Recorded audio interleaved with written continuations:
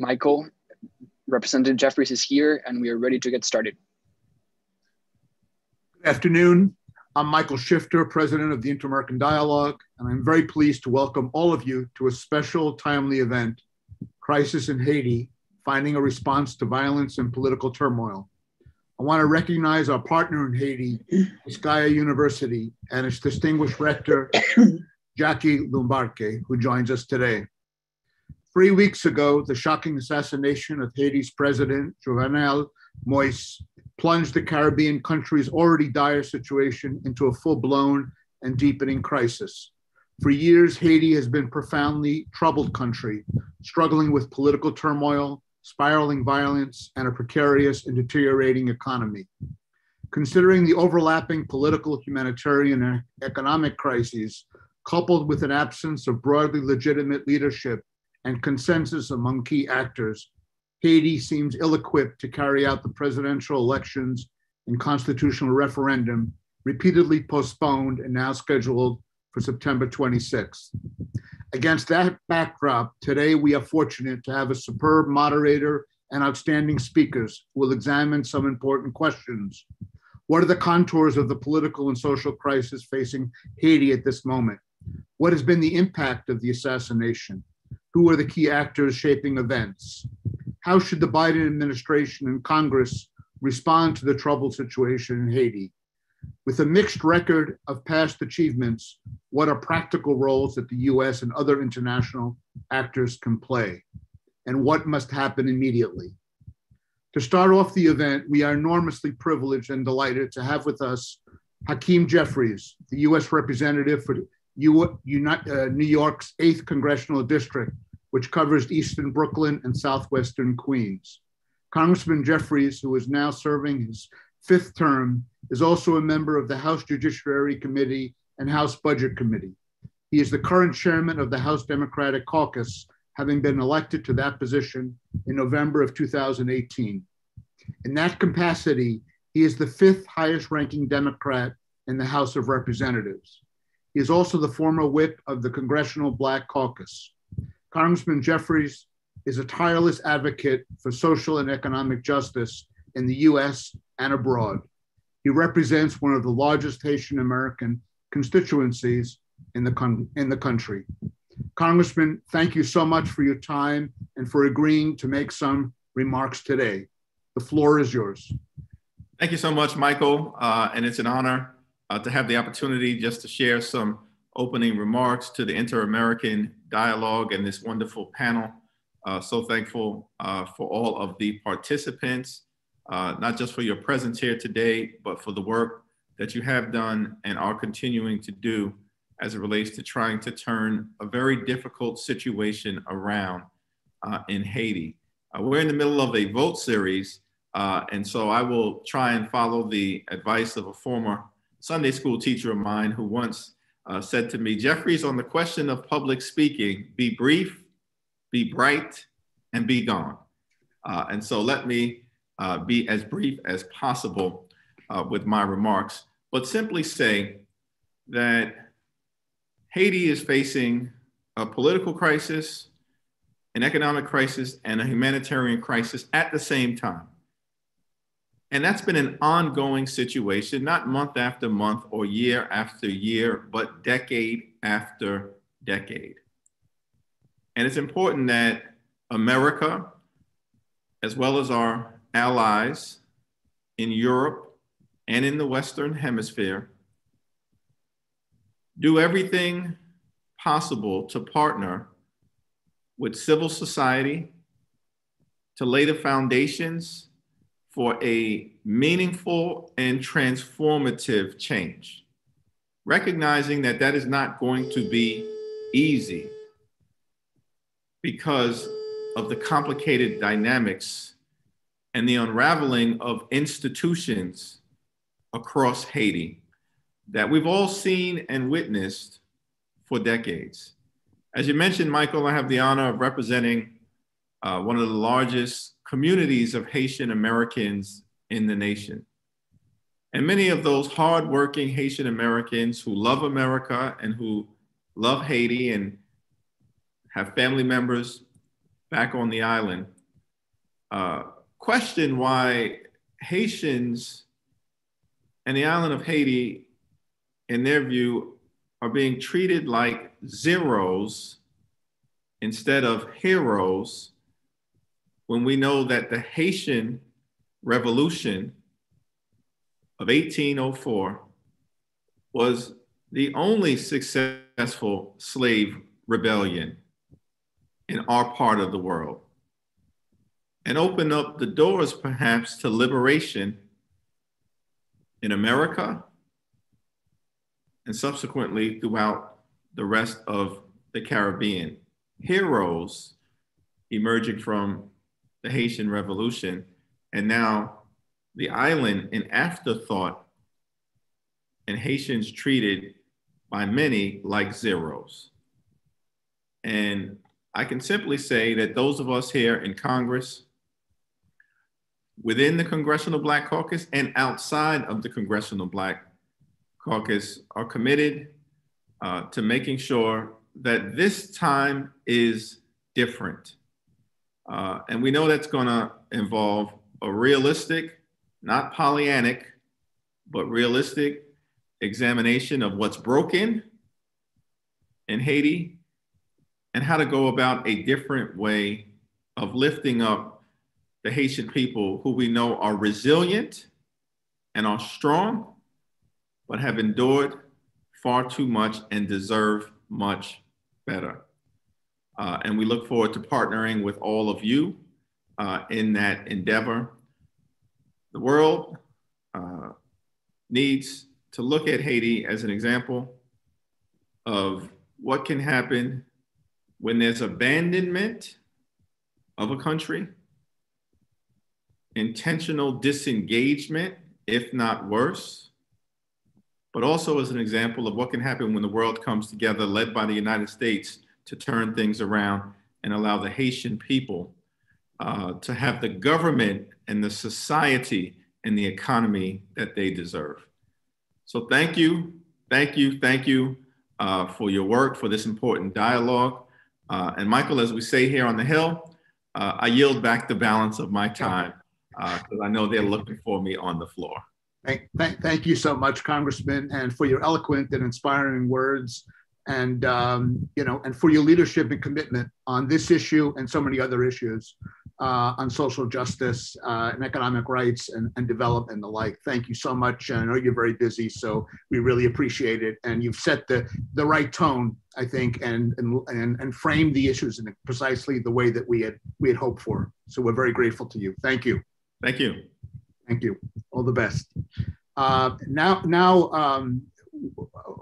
It is my honor continuing the session to turn the floor over to, as I mentioned, our partner in this, not only in this program today, but in the Dialogues initiative and effort on Haiti, Jacqueline, who's director of the University of Quisqueya in Port-au-Prince, and we're proud to say a member of the Inter-American Dialogue. So with that, let me turn it over to you, Jackie.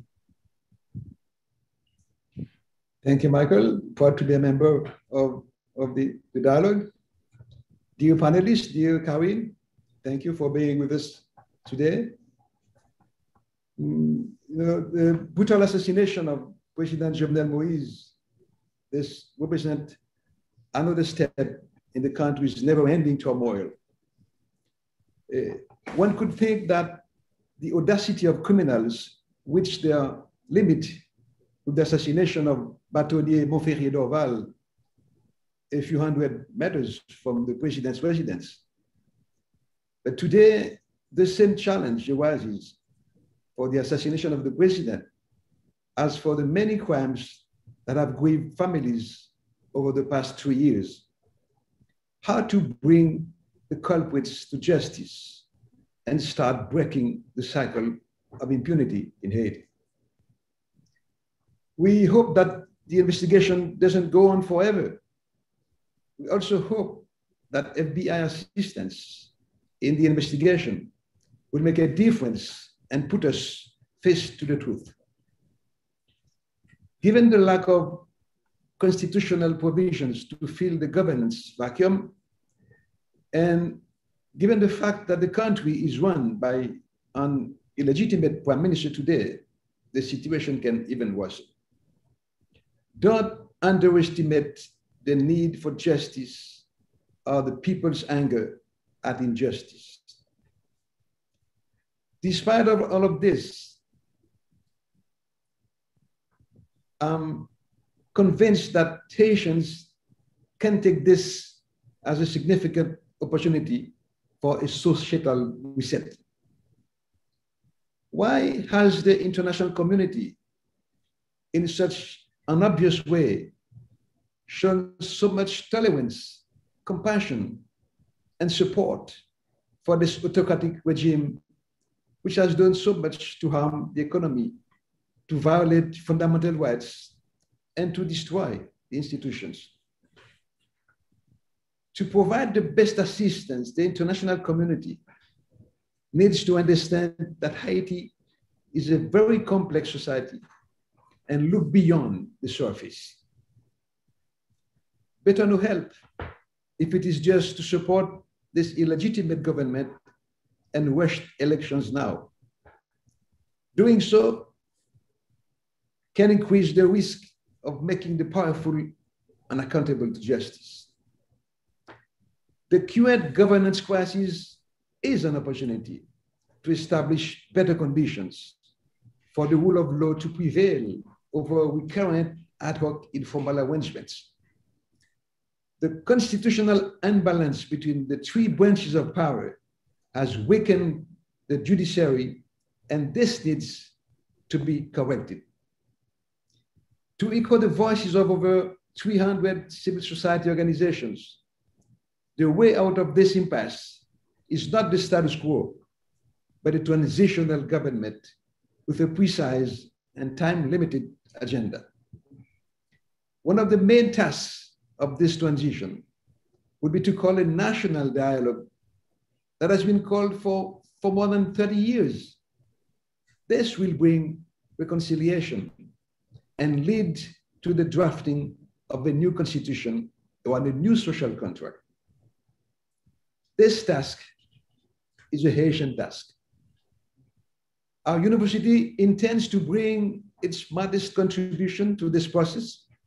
We can be a catalyst, supplying both the ideas and potential policy paths forward and alternative scenarios.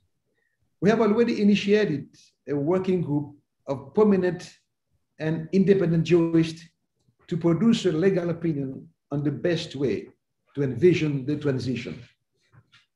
In partnership with the dialogue, we have set up a think tank Haiti. These challenges are the core of what makes the TTH, the think tank partnership, important and timely. It highlights the need for targeted support from international actors, responding to ideas and solutions shaped by Haitians. Today's webinar brings a lot of these factors to the surface for discussion. Special thanks to Congressman Jeffries for his opening remarks, reflecting the continuous engagement and leadership of the Congressional Black Caucus on Haiti. We thank Karine de Jong to bring her talent and expertise to moderate this panel. My thanks go also to the panelists, Michael Jean, Jacqueline Charles, and Ambassador Sanders for the knowledge, experience, culture, and generosity they bring to these discussions. I wish you all a fruitful debate. Thanks for your attention. Thank you so much, Jackie, for those words. And again, I want to underscore just how grateful we are for the partnership with you and the university, and how excited we are about working together on the initiative that you described. I want to just also acknowledge the steering committee that has been working very hard in getting this initiative off the ground, and their important efforts. And I also just want to thank our outstanding speakers that we'll hear from in a moment as we turn to the panel, Jacqueline Charge, Michael Jane, and Ambassador Sanders. But let me turn it over now to our moderator for the panel. As Jackie mentioned, We're really delighted to have with us Karen DeYoung, Associate Editor and Senior National Security Correspondent with the Washington Post. She's a Pulitzer Prize-winning journalist herself, and of course, a number of years ago, was the chief of the Latin American Bureau, but she has, without question, an abiding and keen interest, commitment and concern about Latin America and the Caribbean. And she also is a longtime member of the Inter-American Dialogue. So we're really thrilled to have her with us and appreciate her agreeing to chair this session. So let me turn it over to Karen. Thank you, Michael, and good afternoon and welcome to everyone. We have a terrific panel here today to help us understand the crisis in Haiti and hopefully how to respond to it. Let me start by introducing them to you. So Ronald Sanders is ambassador to the United States and the OAS from Antigua and Barbuda, as well as High Commissioner to Canada. He's also served as his country's High Commissioner to the United Kingdom, as well as ambassador to the World Trade Organization. So Ronald is currently on leave from his position as Senior Research Fellow at the Institute of Commonwealth Studies at the University of London. And dear to my heart, he's founding director of the Caribbean News Agency. Haitian-born Michaëlle Jean and her family left Haiti for Canada under the Duvalier regime. After graduating from the University of Montreal with several degrees, she worked extensively with immigrants and victims of domestic violence. She became a journalist for Radio Canada and the CBC and a documentary filmmaker. In 2005, Ms. Jean became the first Caribbean Canadian to become Governor General of Canada, and later served for more than 4 years as the Secretary General of the Organisation Internationale de la Francophonie. Sorry for the Spanish accent rather than the French one.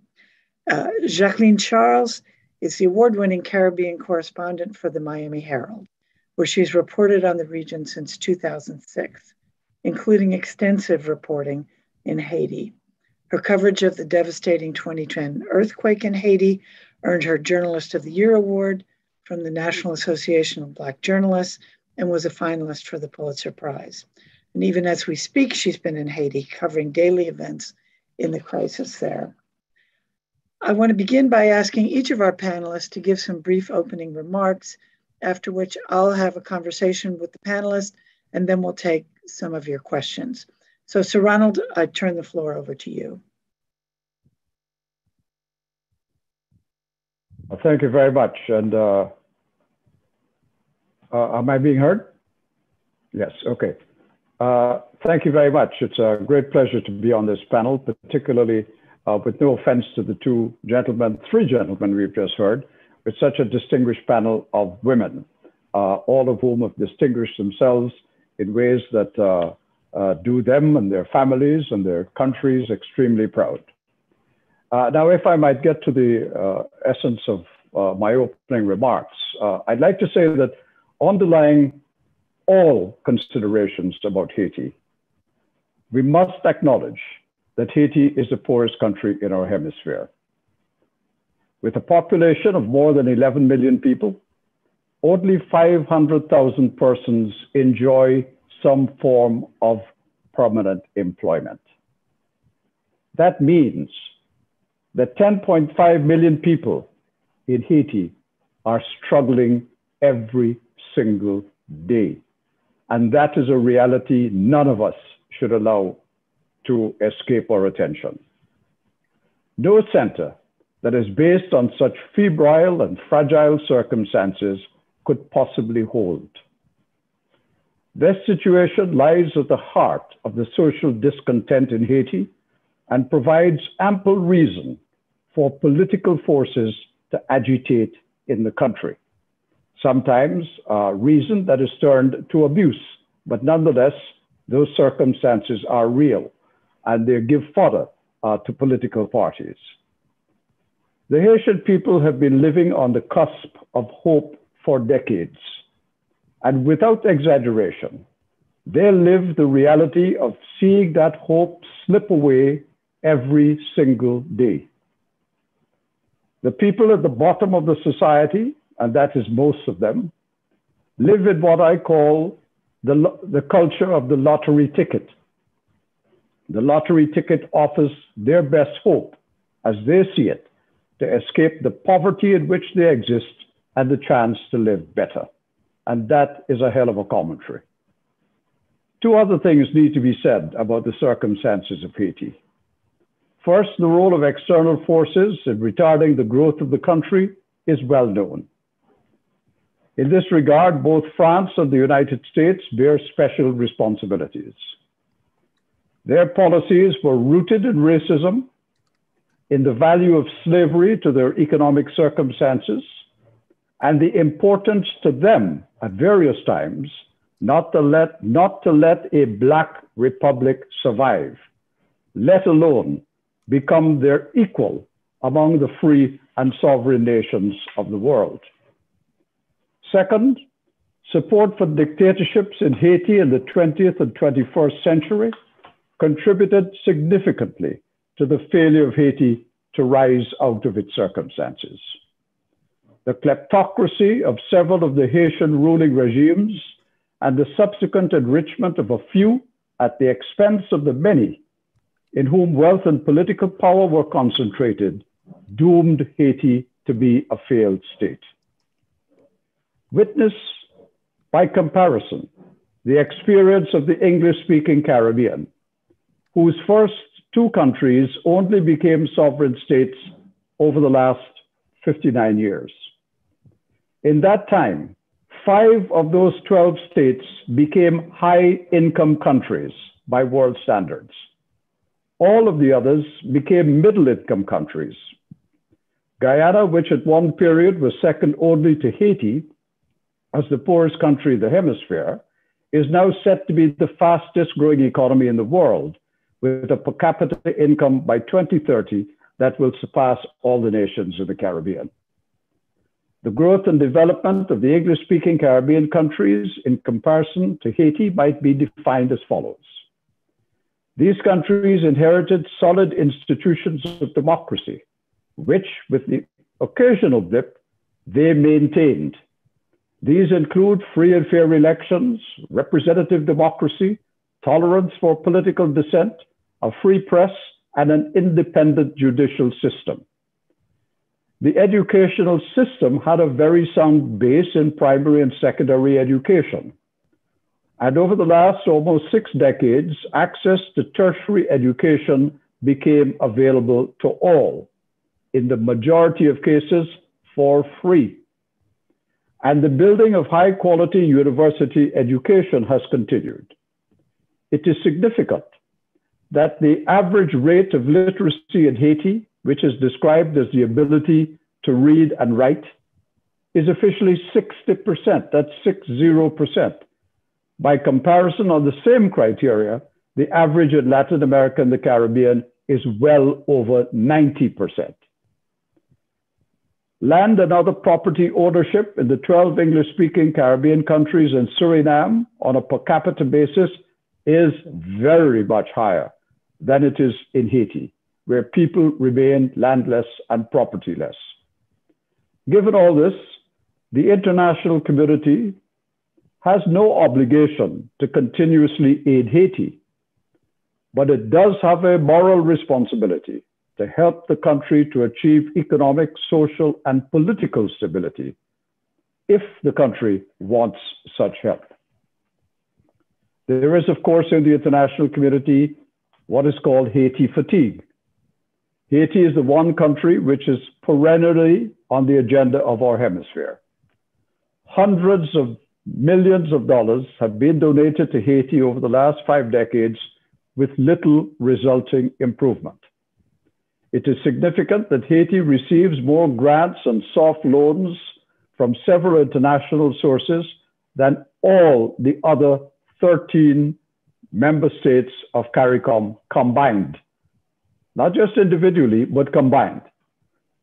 In these circumstances, it is understandable that the international community would like to see constitutionality, solid democratic institutions, allocation of funds for education, health, and infrastructure as an agreed plan from the Haitian stakeholders, before they commit to invest even more in Haiti beyond emergency needs in the case of disaster. The onus therefore rests with the stakeholders in Haiti to bridge their political divide through negotiations rather than violent confrontation. In this regard, the role of gangs in Haitian society is deeply disturbing.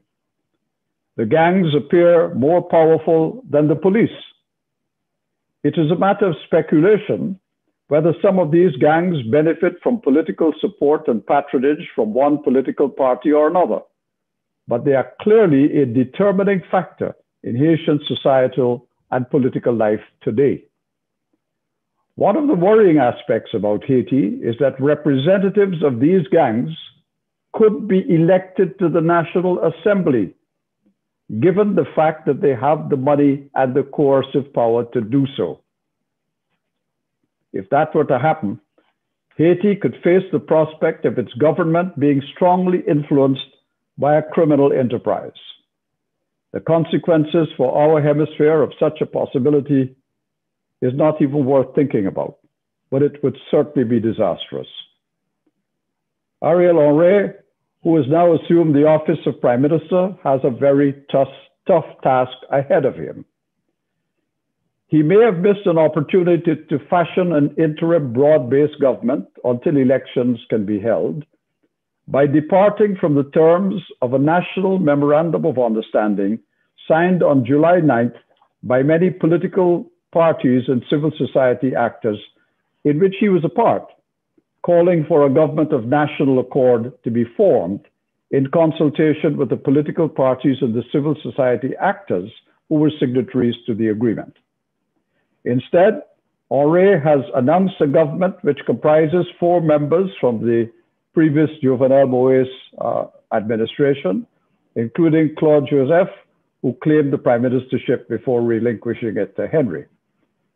Among the 4 ministers drawn from Moïse's administration is Rockefeller Vincent, the Justice Minister.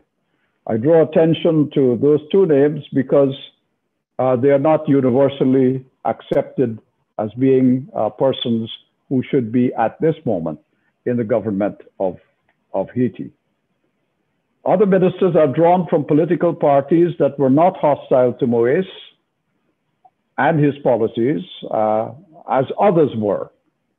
The fact that those parties were not included in the government, even though they were signatories to that national accord, which Henry in the end abandoned, will give little confidence in Henry's government as it is presently constituted. But we must wish him the best of luck, because right now he's the man in charge, and it is to him that Haiti and people outside of Haiti will look for real leadership. Now, in the absence of genuine talks with those parties and a real effort to reach a consensus, governing will be a real challenge. It appears that Henry may have abandoned the Moïse unpopular idea of holding a referendum to authorize a change in the constitution. If that is indeed so, it is a major political hurdle that is out of the way. However, any attempt to hold presidential, legislative, and municipal elections by September of this year would command no confidence. The electoral machinery was handpicked and established by unilateral decree by Moise, and it is unclear what percentage of the electorate is now registered to vote. There are therefore serious questions of credibility and transparency surrounding the election system.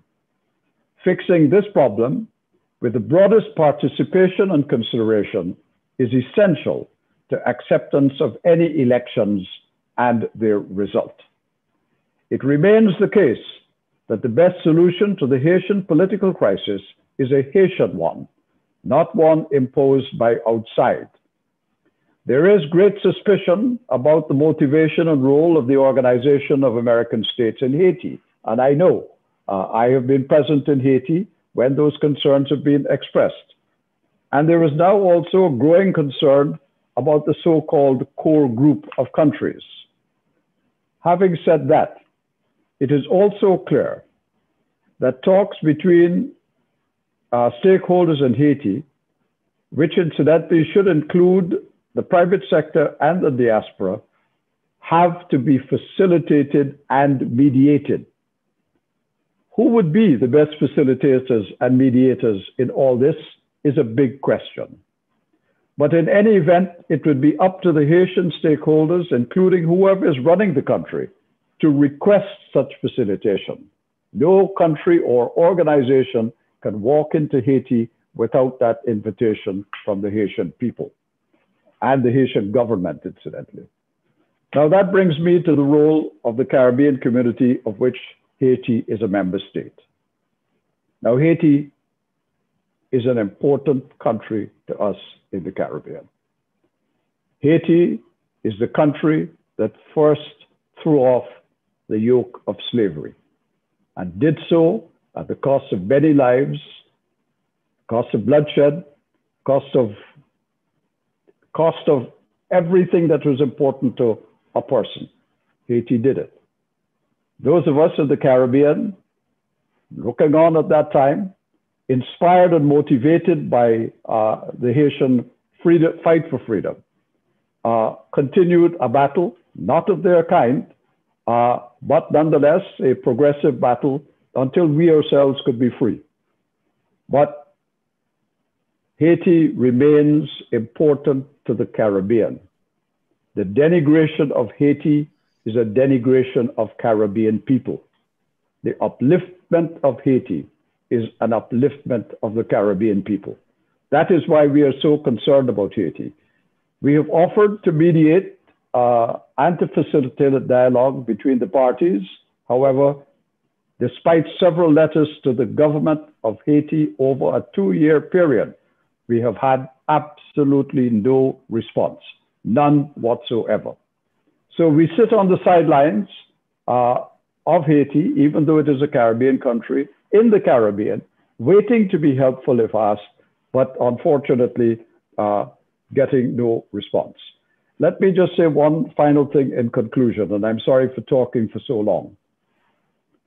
Beyond all of this, it is evident that there now needs to be the involvement of some form of peace building by the United Nations in Haiti. Should that peace building process occur, it could include an intergovernmental advisory body to assist with the essentials of building state institutions, facilitating socio-economic development, and supporting efforts to bring about peace, order, and security. Achieving this, of course, will not be easy. It requires careful diplomatic work among all of the United Nations Security Council members, and that in itself is a task. One thing is for sure, however, addressing the situation in Haiti is not a task for one country, not even the great United States of America. Unless that one country wants to stay within Haiti for many years to come as an unpopular presence. A wider United Nations approach is now necessary. Thank you very much. Thank you, Sir Ronald. That's a pretty bleak picture that you've drawn. I want to turn the floor over to Michael. Jean. It's yours. Thank you very much, Karen. Honor, respect, the usual greetings in Haiti. Honor, respect to all of you, Excellency, dear friends. It would not do justice to the Haitian people and Haiti as a nation if the necessary reflection we're having here started only with the barbaric assassination of President Jovenel Moïse. For my part, I cannot overlook and ignore all the suffering, the mourning and hardships inflicted on the population for months and months now. We saw Haitians already drained and overwhelmed on a daily basis by misery, tormented by fire and terror in the capital city of Port-au-Prince. Insecurity became the rule, with armed gangs calling the shots, Kidnappings, assassinations, targeted attacks proliferated. Neighborhoods were torched, and we saw women, young people, toddlers even, journalists, activists, high-ranking figures of the judiciary, merchants slaughtered. The carnage emptied whole sections of the city. Its inhabitants put to flight by violent rampages and revenge killings between armed groups. We saw the police and the military clash, sending passers-by to scramble in panic under the heavy fire of weapons of war. The forces of law and order fighting it out like rival gangs and militias. The Haitian armed forces disbanded in 1995 under the regime of President Jean-Bertrand Aristide, reactivated by President Michel Martelly, and recently mobilized by Jovenel Moïse, were now in open conflict with the national police. What a surreal and painful sight it was. Beyond the nightmare of massacres, even worse, injury lay in the total impunity that remained the prevailing practice under the Parti Haitien Tête Calée PHTK regime of Jovenel Moïse. How the victims are never being heard. How no investigation is ever conducted, no justice, just its horrifying absolute opposite.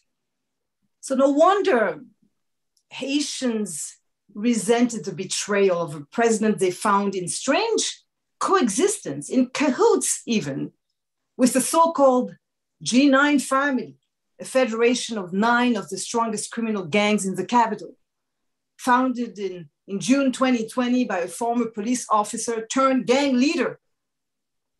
The G9 coalition allowed participating gangs to expand their territory. It also offered politicians a unified weapon with which to suppress their opposition. Haitians also resented a president who had placed himself above the law, refusing to obey the constitution mandating that he leave office by February 7 earlier this year. His pretext being that he was sworn in only after a late decision by the Electoral Council in 2015. So Jovenel Moïse stood in defiance of the constitution with the tacit support or silence of the international community.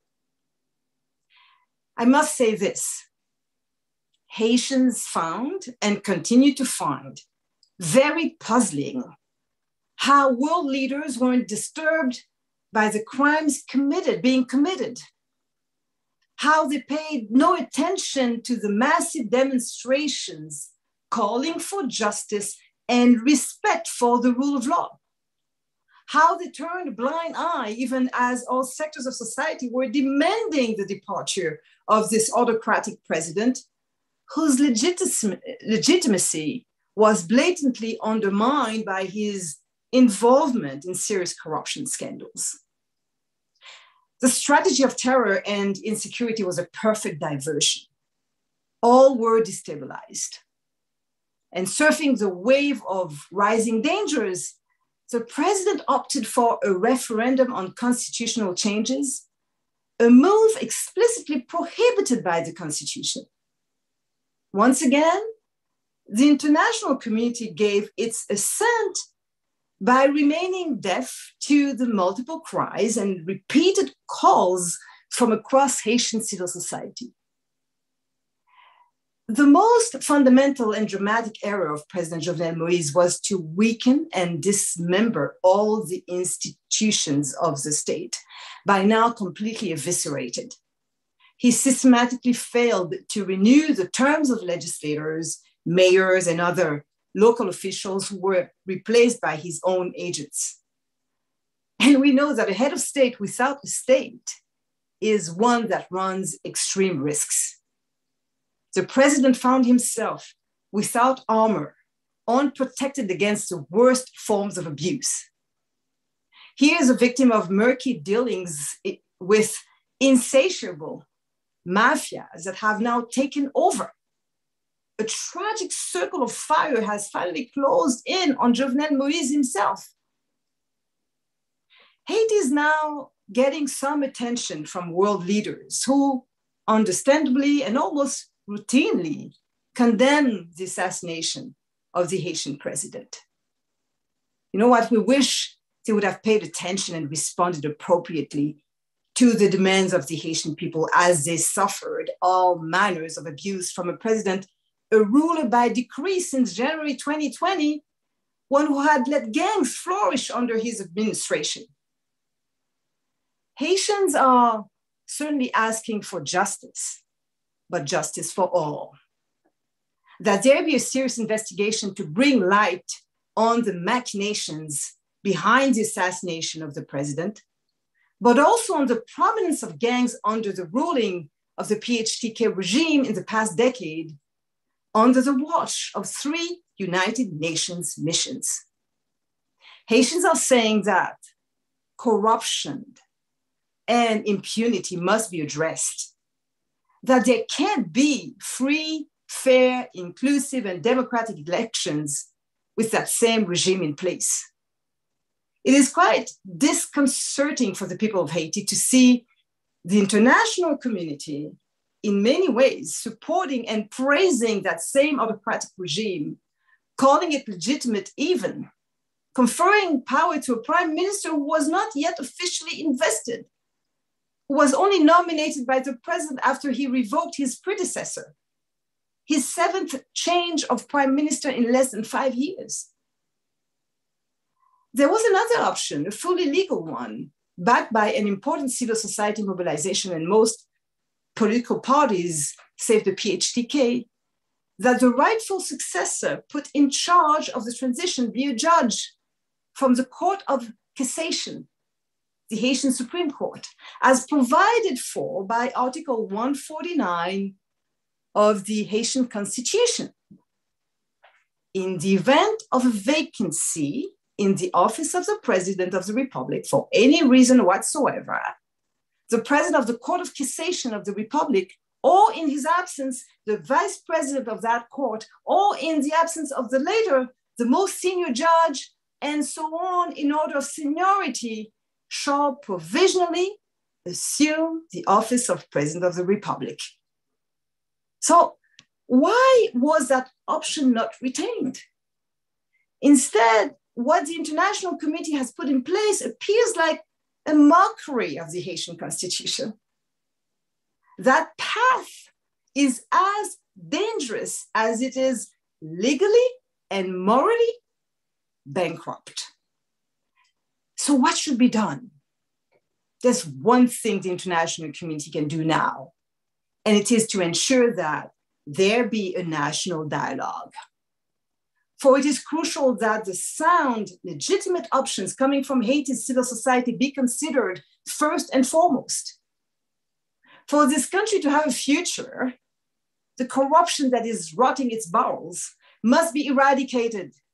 Robust policies must restore confidence, dignity, justice, equity, and security, along with respect for life, all of which the people have been clamoring for, all of which can no longer be flouted. I will end with an encouraging statement from US representatives to the United Nations, Ambassador Linda Thomas-Greenfield. After participating in a virtual dialogue with diverse civil society representatives about the challenges they are working to address and their vision for the future of Haiti, Ambassador Thomas-Greenfield expressed solidarity with the Haitian people and strong support for an inclusive dialogue to restore Haiti's democratic institutions. The people of Haiti, she said, have a right to determine their own future, and civil society must be at the table. I believe the same. There lies our moral and political imperative. Thank you. Merci. Merci en pile. Thank you very much. We'll continue with Jacqueline. Can you hear us? Yes. Hi, good afternoon. Thank you for having me. And it's a pleasure to be here with everyone. Tomorrow will mark 3 weeks since the assassination of Haitian President Jovenel Moïse, and it feels as if we are no closer today to finding out who the authors of this crime are and the motive behind it than we were on July 7th, when he was shot and killed inside his private residence. At least 24 agents have been questioned, 18 Colombians arrested, and along with 3 Haitian nationals with ties to South Florida, including 2 men who say they were hired as translators. The other, of course, is a doctor with more than 20 years in the South Florida area who, by all accounts, was positioning himself to try and lead a transition. At the Miami Herald, we have been hammering away at this story, showing the holes in the ongoing international investigation being led by Haitian police and raising questions about the ability of some of those in custody to have pulled off such a shocking murder.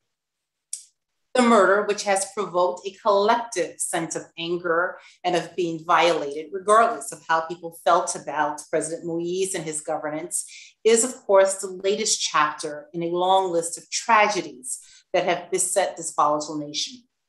To understand the depth of the crisis and the challenges, we have to take a look at where Haiti was before the 7th of July.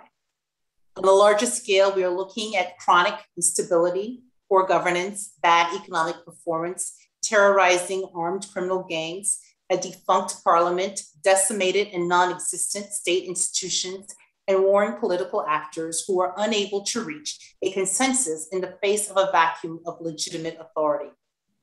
Before July 7th, the World Bank estimated a poverty rate of nearly 60% in 2020 compared to the last official national estimate of 58.5% in 2012. Meanwhile, the country ranked 179 out of 190 in the World Bank's Ease of Doing Business ranking last year. Before July 7th, we were looking at acute childhood malnutrition increased by 61% in the last year because of the combined effects of COVID-19 and the surging gang violence. And of course, we had thousands and thousands of Haitians who were displaced as of June 1st from poor working class neighborhoods of the capital. 4 departments, the Southeast, the Southwest, the NIP, the Grandance, became cut off due to deadly clashes among gangs. And we are still early in the hurricane season. And of course, last month, we saw $10 million worth of food stock were pilfered after 3 Home Depot food depots were ransacked and looted, again, in the midst of these gang clashes. In this context, we have had an exodus of Haitians and Haitian business owners and investors out of this country, primarily across the border to the Dominican Republic. And yet at the same time, we have a younger generation of Haitians who want a different country, who desire a different country. This is the environment in which a new US envoy, a new Haitian government is stepping into. Until now, the Biden administration has reduced Haiti's problems to the need for elections by seemingly ignoring the social and political turmoil that have only been exacerbated by worsening poverty and inequality. In calling for elections, it never quite articulated how they are to take place in the context of escalating gang violence, distrust of the electoral system, and legitimacy of the elections body. It has provoked the questions, just what kind of elections does the US envision for Haiti? After international deployments in 1994, 2004, and again in 2010 after the earthquake, how to address Haiti's long-term turmoil beyond band-aids and quick fixes is perhaps the biggest question facing this administration today in its policy toward Haiti, if it's looking at long-term solutions. So far, the US has vacillated between a heavy-handed approach in Haiti, which we saw under the Obama administration after the quake, and a hands-off approach, which we saw during the Trump administration, and which critics say continued in the early months of the Biden administration.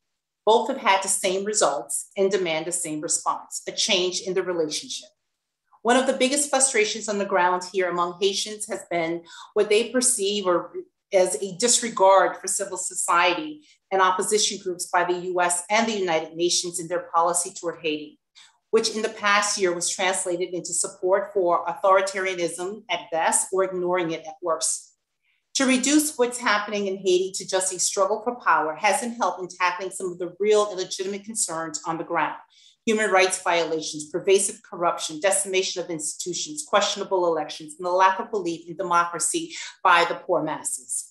The Biden administration's challenge is going to be how to find the middle in a country where just weeks ago, they were asking the administration to take out the president, and today they are criticizing the administration for telling the current prime minister to form his new government. How do you find that balance? How does the Biden administration promote a US policy that is open to all sides, or at least that is the perception it gives, comes in with no perceived opinion about who are the good guys or the bad guys, who's legitimate, who's illegitimate?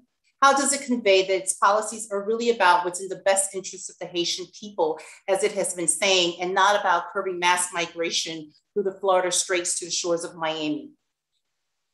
We have heard a lot of talk about a Haitian solution. Unfortunately, no one has articulated what a Haitian solution is or what it looks like. And this is an important step and the challenge for members of Haitian civil society who today are demanding not just a seat at the table, but they want to be in the driver's seat.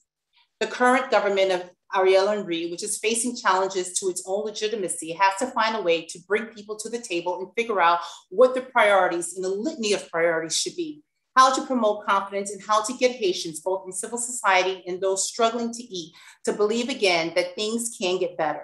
But ultimately, Haitians have to decide whether they are going to give it a chance or will continue the internal struggle for power and their penchant to contest those in power without giving them a chance, putting them in a straitjacket before they have a chance to stretch.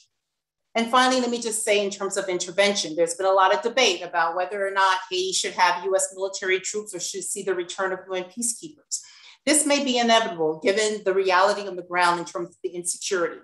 And all I could say on this matter is that the international community, which was so quick to withdraw its troops to Haiti just a few years ago, will need to take a hard look at itself, ask why past missions have failed, and be willing to change the paradigm. Otherwise, it will end up with the same result and continue to use Haiti fatigue as an excuse for its own failures in the country. Thank you.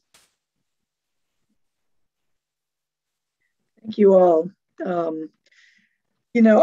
There's obviously a common thread through all of these presentations, which is that clearly there is a political, an economic, and a humanitarian crisis. Many solutions have been tried before and failed. Maybe that's because of the lack of staying power of the international community. Maybe it's because of corruption, but I think we are, as several of the speakers have said, at a pivotal point. The Biden administration obviously continued the Trump administration policy of supporting President Moïse and advocating for early elections.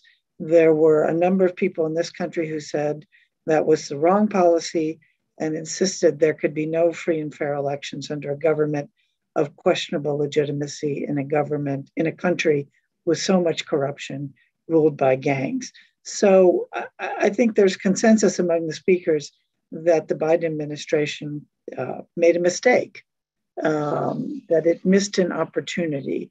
But what I don't think that there's consensus on is what to do now. Everyone has advocated for something different. Congressman Jeffries said this time is different. It requires a different solution, a Haitian solution. I've been looking at some of the questions that have been sent in, and the question is, what is a Haitian solution? This is what Jacqueline was just talking about, and who should provide the Haitian solution? If it is a transitional government, as has been suggested, if it's the UN or CARICOM taking over, how does that happen? And how do you get the people to support it?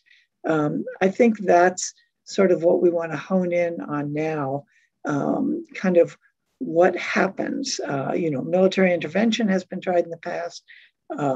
Huge amounts of humanitarian aid have been tried in the past. Hands off have been tried in the past.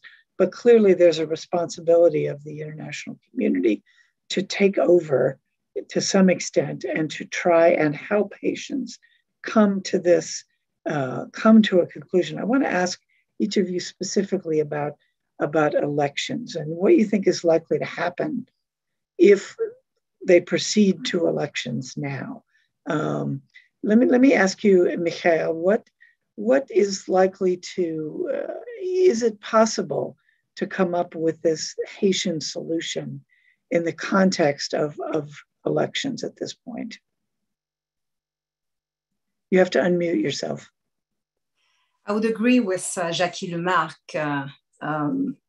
when he says that, we're facing today maybe an opportunity for societal reset and a review of Haitian modes of governance, and that the feasibility of this reset will, yes, depend on how the international community interacts with the nation, but at the same time depends on a national dialogue. So, to hold rushed elections without the technical and political conditions, as Jackie Lemarque said, met, for it, would lead to the risk of making really a huge mistake and complicating the issue, because we need to take the time to establish better conditions for the rule of law to prevail over recurrent ad hoc, informal arrangements. I think Quisqueya University's proposal and to really be a catalyst, to really support a national dialogue is an interesting one.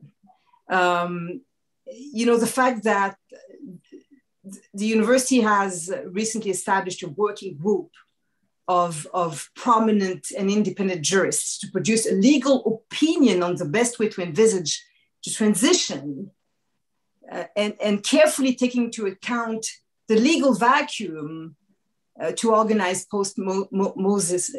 Moïse governance is important. I think we all agreed about the importance of making sure that the civil society of Haiti be at the table. I think we need to listen. We need to listen to the efforts made by Haitians themselves for a Haitian solution to this dramatic circumstance. So that's my point of view, and I think the best way we can actually serve the common good in Haiti and for Haitians is actually to support that national dialogue that is so crucial, especially here and now. I want to ask, Sir Ronald, one of the things that you talked about was having a transitional government. You said that of the sort of bodies that could help supervise something like this, you said that there was widespread suspicion about the OAS. And I wanted to ask you, since the Biden administration has sort of repeatedly said it is acting in conjunction and consultation with the OAS, why is the OAS so mistrusted?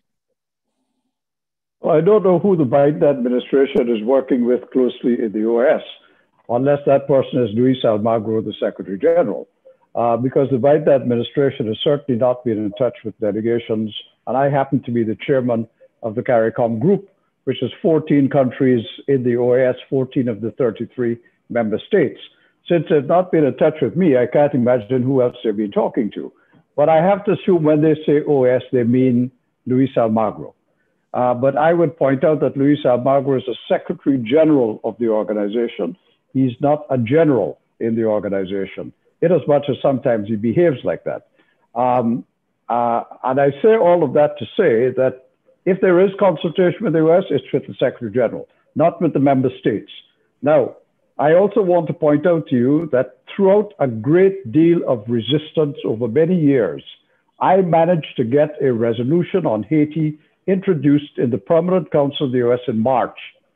Now, I had to struggle to do that. And it took me 3 weeks of negotiations, including with the United States and Canada, Michelle, so you'll be interested to know that, to be able to get that resolution before the Permanent Council, because both the United States and Canada were resisting it because they were content to leave Moise in charge, even though he was ruling by decree, even though he was doing everything that was undemocratic. And the things that Canada and the United States cry out about, they were allowing Moise to continue to function. Now, my voice, I know Michelle said nobody in the international community was speaking out about it, but I have been writing about it, and I write a commentary every week that is published worldwide. And for months, I've been calling for something to be done about Haiti. And eventually I got that resolution into the Permanent Council, which incidentally was watered down, diluted. In order to reach a consensus, I had to concede points in that resolution that I would wish to have remained there. One of them was a condemnation of Jovenel Moïse's continuing ruling of the country by decree, and the fact that he was going after holding a referendum which had no basis in the Constitution. But having said all of that, let me come to the question that you've asked, Karen. And basically, look, there is need for an agreement on an interim government that will restore the integrity of the dysfunctional institutions and the continuity of the state, charged, among other things, with the following: the establishment of an independent electoral council to take Haiti to credible elections, and those elections are not in September. We have to recognize that elections in September is an impossibility unless it is a fraud. And not a fraud in the sense that anybody will deliberately try to manipulate it, but that you cannot hold it in these circumstances. You haven't got enough people on the electoral list. You've got a machinery that's trusted by nobody. So elections have to be postponed, at least for 18 months, in my view, in order to put all of those things in place. Now, what will enable it? It needs enabling conditions which will help people to ensure that the elections are transparent, they're inclusive, they're secure, they're free and fair and free from fear, and monitored by domestic and international observers. Now, what will those enabling conditions entail? Curbing insecurity, especially the activities of the gangs, enhancing transparency by installing an independent electoral council to prepare for and conduct those elections, and eliminating the voter disenfranchisement, which is currently happening. All of those are part of the enabling thing. Now, what is this Haitian solution we're talking about? I can't answer that. The people who are perhaps best on this panel able to contribute to what the Haitian solution are Jacqueline and Michelle. They're both Haitians, Haitian born. But for me, the Haitian solution is not what I say, it's what the Haitian people say. And the Haitian people can only say that if there is a dialogue amongst all of the parties, including the private sector, and incidentally representatives of the Haitian diaspora who play such an important part in the life of that country, particularly through remittances. If you send people money, you influence what they say and do. So those people have to be at the table too. But we've got to get there. The question is, who brings them there? We cannot get there, remember, unless there's an invitation from the Haitian government. No country or organization could walk into Haiti and say, look, we're here to do this. We need an invitation. You give us the invitation, we can bring the parties together and we can facilitate the dialogue. But that we have to have an agreement, first of all, that there must be a dialogue, and secondly, that all parties will be engaged in it. And if it is necessary, let us lock them in a room and say, we will keep you in this room for as long as it takes for you to come out and tell us that you Haitians have found an answer that you want to put in place. And when you tell us that, we in the international community will help you to achieve it. Let me ask, and I'm going to, we were going to have me ask people questions, and we've gotten in lots of questions, and many of them revolve around precisely this issue. Who does it? How do they do it? What do the Haitian people want? And so I want to ask Jacqueline, you're the person on the ground there. You talk to Haitians. A couple of questions. I think there's agreement that corruption and gang control are really massive issues right now, in addition to trying to figure out how to conduct a credible investigation of the assassination that the Haitian people are going to accept in terms of who did it and why and what should happen with them. What do you think? What are the Haitian people? What are they saying now in terms of confidence in the investigation? In terms of how to get the gang situation under control? Let me just say, to your first questions, what do the Haitian people want? They want a country that's livable. They want to be able to live. In the midst of this whole assassination, we've forgotten that this is a country that was dealing with alarming cases of, kidnappings. It's a country that's dealing with a COVID pandemic, one that a lot of people don't believe. It's one where people don't know if they're going to wake up tomorrow, and where death, life doesn't seem to have much meaning. And while it's tragic what has happened to, the president, and people are outraged, but every day Haitians are dying and Haitians do not find justice. It's a court system that does not exist. So first and foremost, people want to be able to live, and they want a country that is livable. As for the investigation itself, there is just an underlying thing here of distrust, and people do not understand how a president was killed and not one of his bodyguards or the police in charge was shot or killed. It raises questions about the state of the police, the ability of the police to even take charge in an election, much less the everyday security concerns, of the country.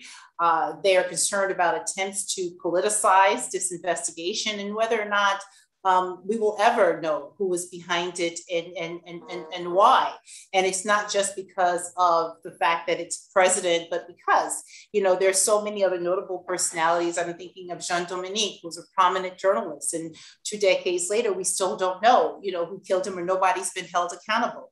Maître Dorval, who Jacqueline mentioned, who was gunned down not far from the president's house.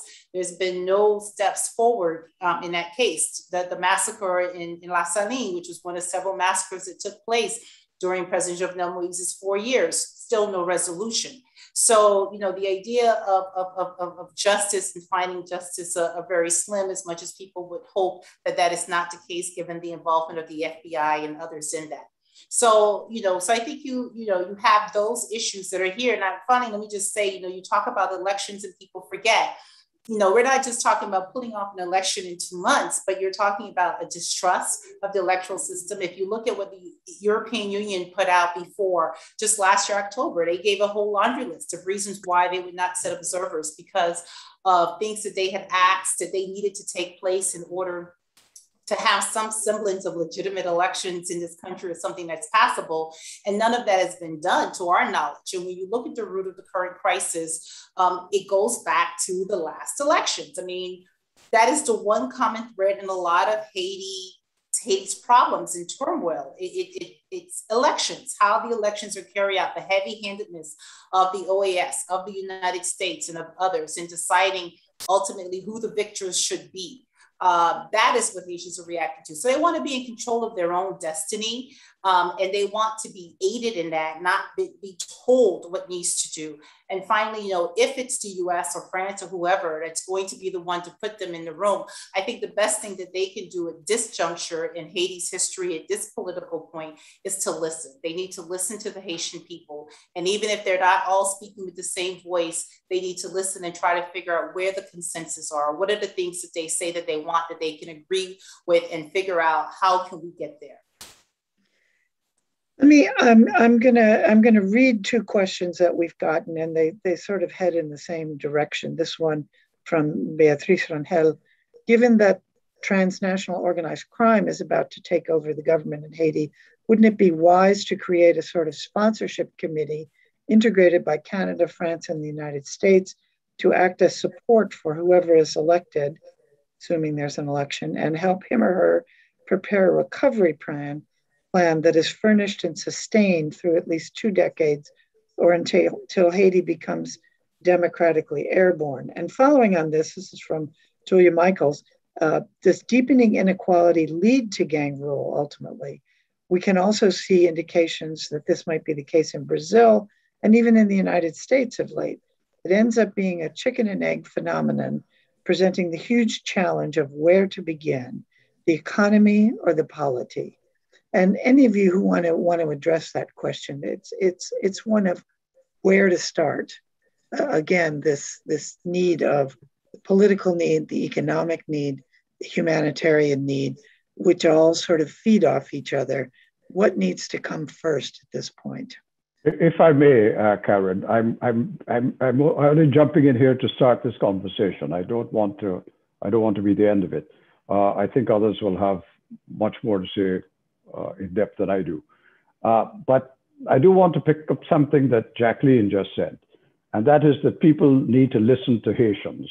Yes, we do need to listen to Haitians, but Haitians must come together and figure out what is the message we must hear from them.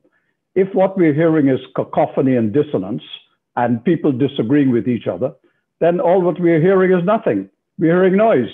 So for us to find what this Haitian solution is, the Haitians have to find it. In order for the Haitians to find it, they've got to talk with one another. It's not a matter of our coming into, whether it's the OAS or the United States or Canada or whoever it is, to listen if we're not listening to a unified Haitian voice. And the only way we're going to hear that is if the Haitians themselves sit down and work out what they consider the solution to be. The international community will listen if Haiti has a message to deliver. But that message, to be credible, must be unified, it must be solid, and it must be consistent. I want to ask, before we get to the other question I just asked, I want to ask Michael and Jacqueline to respond to that in terms of how the Haitians get together to decide what their unified message is. Michael, do you want to talk about that a bit? Yeah, I think sometimes, sometimes when we look at these massive demonstrations in Haiti, we may have the impression of chaos, but it isn't. We have to listen carefully to what people are asking for. What would people have been asking for months, even more than a year? Transparency, accountability, an audit on specific corruption scandals happening, and the respect of the rule of law. That was clear. When you listen carefully, you can hear it clearly.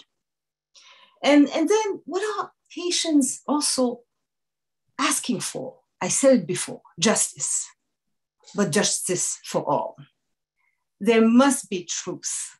There must be a serious investigation to bring light to the machinations behind the assassination of the president, but also on the prominence of gangs under the ruling of the regime in the past decade. And that is so important. People are waiting for answers, but at the same time, there's one suspicion. We know that the national police has been infiltrated also by gangs. We know that. So there's no trust. People are hoping that investigations carried out and supported, professionally, rightfully by international friends, FBI, Interpol, Colombia and others, Canada, will actually bring these answers and bring light on these machinations behind the assassination of the president, but also the prominence of gangs and how they are ruling the country. And then, of course, people are saying, yes, of course, we need and we want free, fair, inclusive, and democratic elections. But before that, we must have a national dialogue. And we saw, Excellency, we saw it after the assassination. And even before, we saw hundreds of civil society organizations coming together. And with them also some political parties coming with some options. Who listened to them? No one did. Apparently, no one did. But they came with options.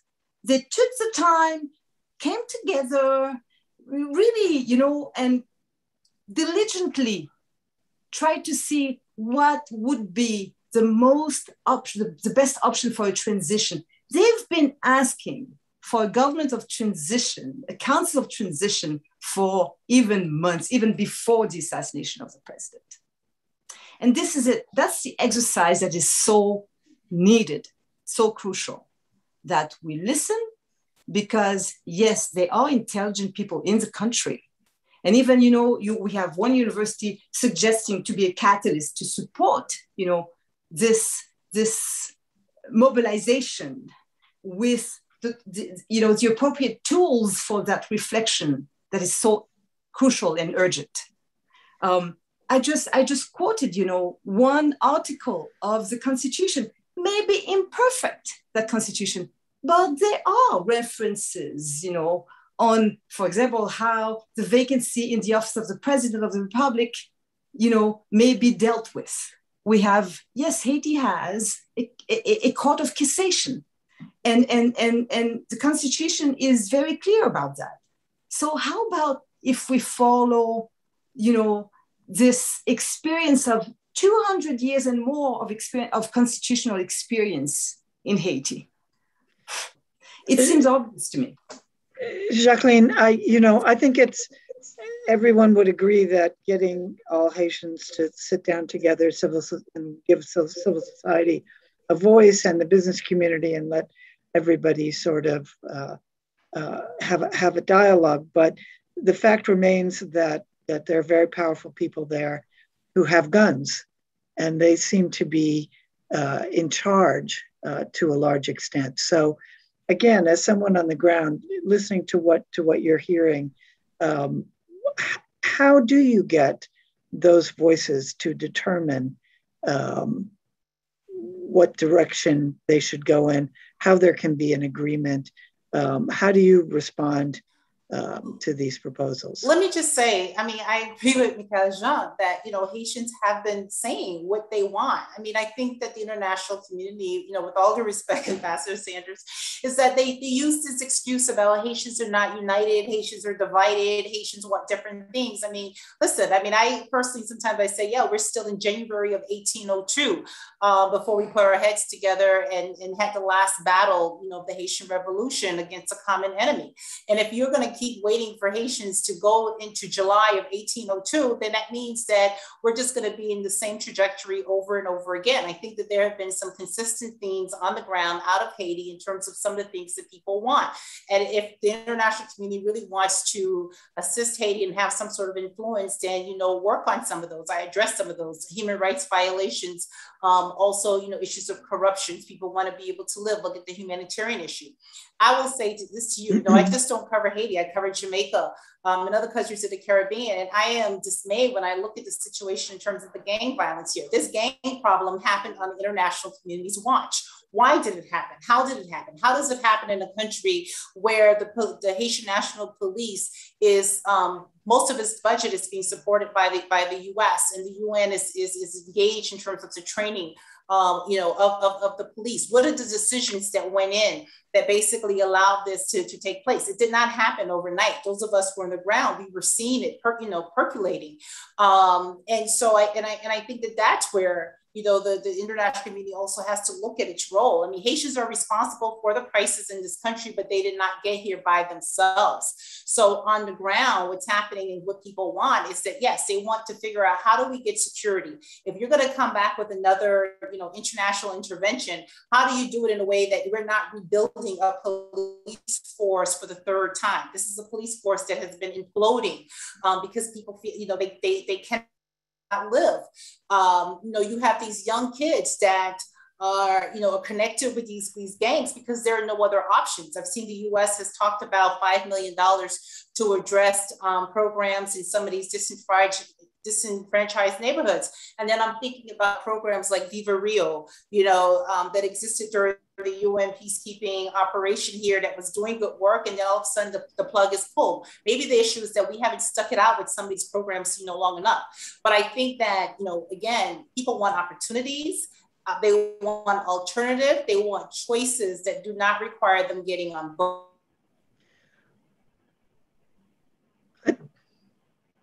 I think I think that I'll get back to my question of sort of what comes first. And I guess it boils down to what can the international community, what should the international community be doing right now, tomorrow, today, next week? And we only have a few more minutes, and I'd like to ask each of you to just give a brief sort of summary of what you think the international community's role should be right now. If I may go first, Karen, only because Yes. I've got to leave you in exactly 4 minutes. So I've got another meeting to go to. But look, first of all, I want to thank you all for allowing me to participate in this. It's been a very interesting discussion. I will end by saying this: what can the international community do? You know, we cannot say we want a Haitian solution to a problem. We can't say the Haitian people have been speaking about what they want in their protests and marches. Those are all part of a Haitian problem that Haitians say they want to be the solution to. So Haitians must work on that solution. If we can't, on the one hand, say there's a problem in Haiti, it must be a Haitian solution, but what is the international community going to do about it? The international community, if it is to act responsibly, has to listen to what the Haitian people together say they want to do. Here's the other thing: the international community, whether it's one nation, an organization, or a whole bunch of them, without a Security Council resolution that authorizes it, cannot walk into Haiti to help with anything. We require an invitation from the government of Haiti to be able to go in to do anything. That includes, incidentally, participating or facilitating a dialogue amongst the parties. We would be anxious, I know in CARICOM, we would be anxious for Haiti to say to us officially, CARICOM, we would like you to come in and facilitate a dialogue amongst us so that we could come up with a solution that is Haitian. We've not received that invitation. Most of the people in Haiti want to talk to the United States of America because that's the way their thinking has been all these years. Well, if that's the case, part of the international community, such as the country of which Haiti is a part, the Caribbean community, is left paralyzed by Haitians, not by the international community, not by anybody else.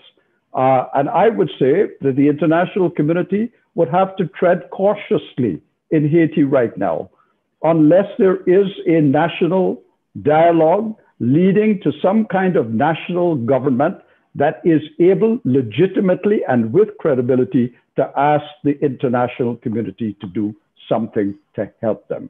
And Karen, there, I'm afraid I must leave it and leave you. Thank you. But I thank you all for allowing me to participate, and I leave it in the competent hands of Jacqueline and Michelle, who I'm sure are much better able to describe what's going on in Haiti than I am. Thank you all very much. Thank you. So we Michael?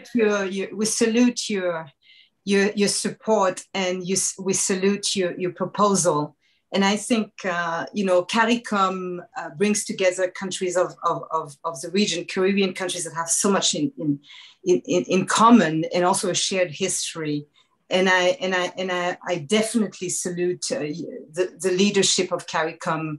And indeed, I think you are like a major stakeholder and partner. Thank you very much.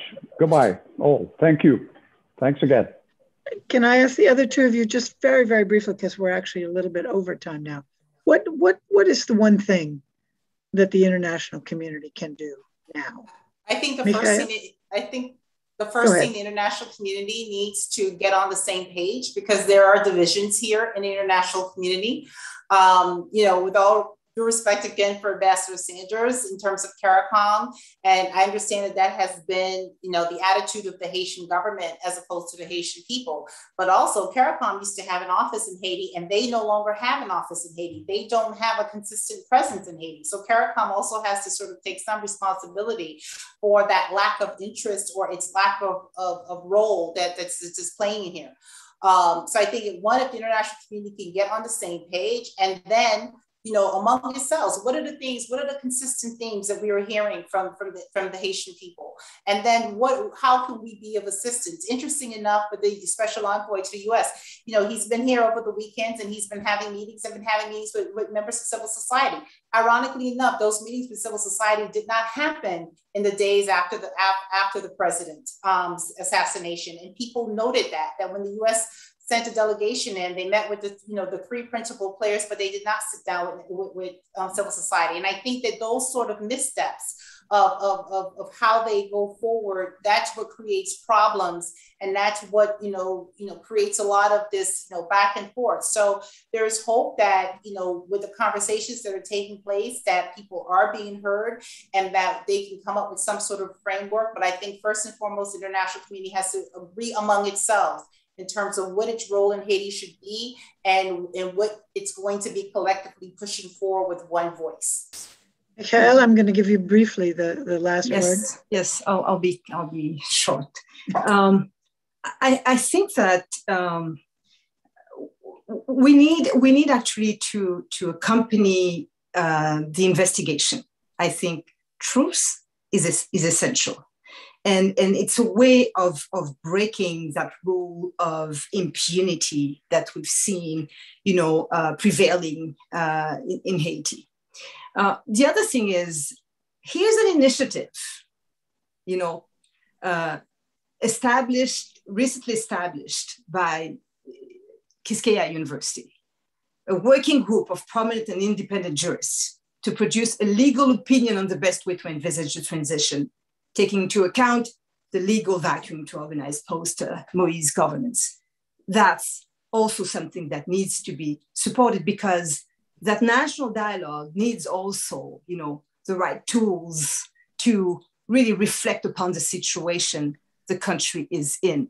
And this is an institution that is highly respected by all in Haiti, and that can actually, support that reflection. And I think it shouldn't be me having the last word. I think we should go back to Jacqueline and see from his point of view what is necessary for a sound reflection about the situation in Haiti and a sound Haitian solution. I think our hosts are sort of about to cut us off because we're over time, and I agree with you. I think that is would be a really good initiative. Many of these, I've been on many Zoom calls in the past year, and this has been one of the most interesting, I must say. I feel like we could go on and on. I thank our speakers. I thank our participants for a fascinating conversation, and everyone who signed in. I hope we can continue it, if not in this forum, then in another one. I'm also instructed to tell you all to learn more about future dialogue events. Visit thedialogue.org/events. And thank you all so very much for participating and for tuning in. Thank you. Thank you. Congratulations, Gary. Good job. Thank you.